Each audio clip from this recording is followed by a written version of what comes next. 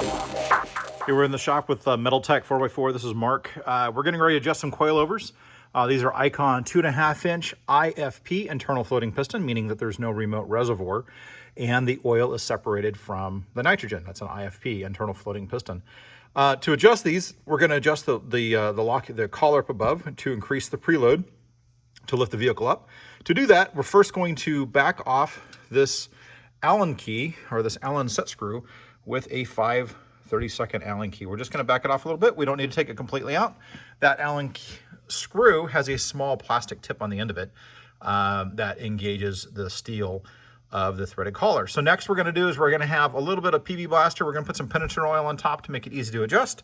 And then we're going to come back with our Race Tech wrench, which is a twin tip with the cutout for the 3/8" socket.